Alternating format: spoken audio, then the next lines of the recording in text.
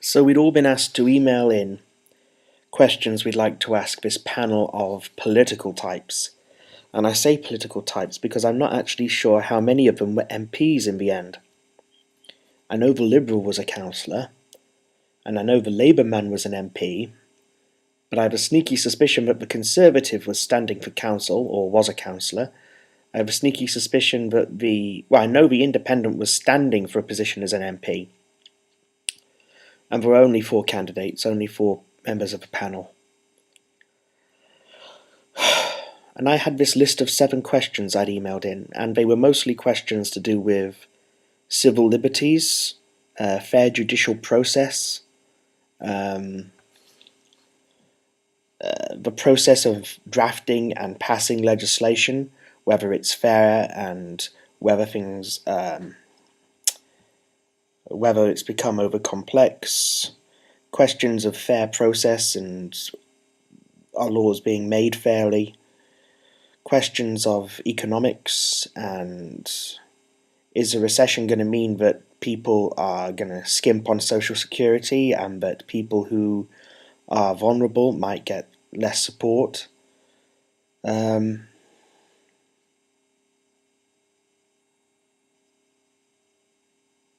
Lots of controversial stuff.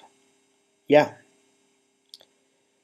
Stuff about, has terrorism and the fear of paedophiles allowed very dodgy laws with very backwards notions of proving guilt, where the defendant now has to prove his innocence, has to prove exceptional reasons why they were somewhere doing something rather than the other way around.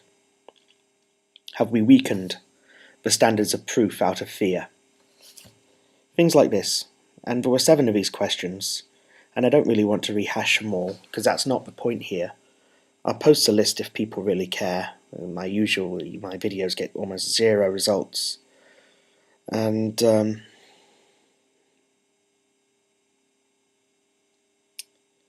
yeah. And they didn't ask a single one. They must have asked around 15 questions, I'm guessing, just as a rough estimate. And not one of my 7 got asked. David Niblock, the youth leader for the young adults group, came up to me afterwards and said, we didn't ask any of your questions. That's kind of because we felt they were too complicated and that they would need explaining and that people wouldn't understand where they were coming from and what they were about. Because to your mind, clearly they're quite important questions and simple, but we think other people wouldn't get it. And honestly, I don't believe him. I don't. I mean, I could hear the subtext in his voice. And, okay, I'm a person who allegedly, according to some, probably has Asperger's. But I can read in between the lines. Usually not by reading people's faces and voices, usually by reading situations. And by reading experience of the things people tend to care about and in different positions. And I can read situations better than I can read people, and I can read people through situations better than I can read them through their voices and their expressions, and through their actions and behaviour. And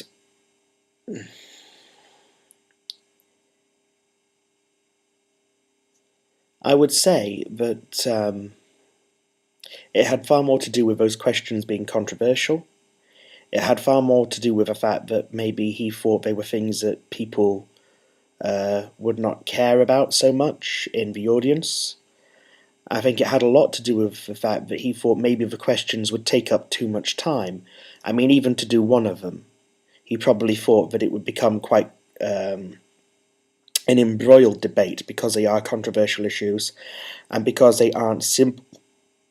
And because they aren't simple issues, not that people wouldn't understand them, but that the fact that they weren't simple issues meant that they couldn't be covered with a soundbite, and politicians would end up actually arguing back and forth over them, which is something that I think they tried quite hard to avoid that, which is a shame because actually, as far as I'm concerned, that's where That's where soundbites turn into debates, where people actually argue back and forth and have to wheedle out the subtleties of each other's views and propositions and arguments.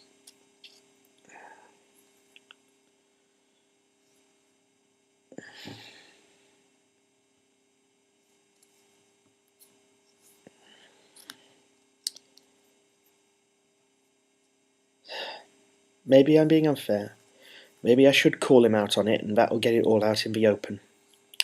But that's just... The point is, this has been a rotten week. And just a few hours ago, I discovered my PS3 had died.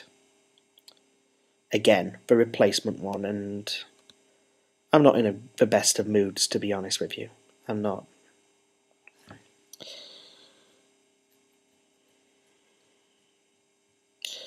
So you'll forgive me if I'm a little bit downbeat for the rest of what I'm going to say. But I have had things on my mind, and I've been starting to take stock of my life. You know, I think I may have said before, but this is basically what happened at my 18th birthday party. No one came. Just at like my 28th, no one came. And I held on to that for the longest time. And the way I held on to it was a weird one, because I did everything I could to grasp and hold on to the friends who hadn't come to my 18th birthday party. I did everything I could to make sure I stayed involved in their lives. I did everything I could to make sure they couldn't forget who I was or what I was about, or that I was there. Because I guess I thought they were supposed to be my friends. They said they were my friends. Before my 18th birthday party, they'd acted like they were my friends. Or at least they seemed to. I thought they were. And then they weren't. And I was terrified, I guess. Not terrified, but scared. Scared that it would all go wrong. Scared that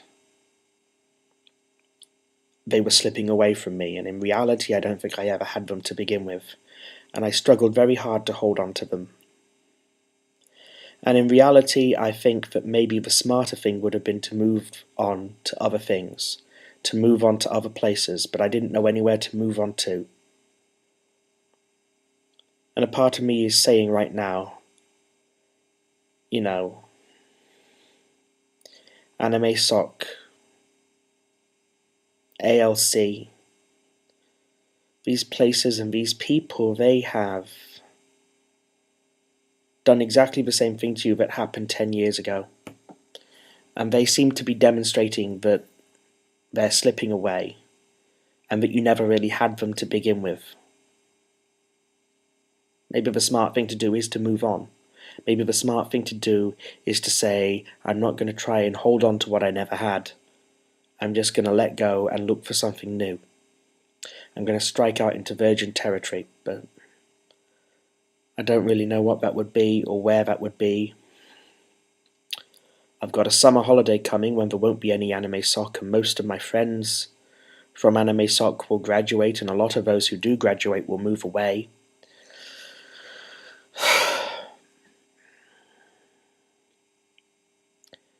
And I'm not overly keen on attending ID 20 every week now, to be honest.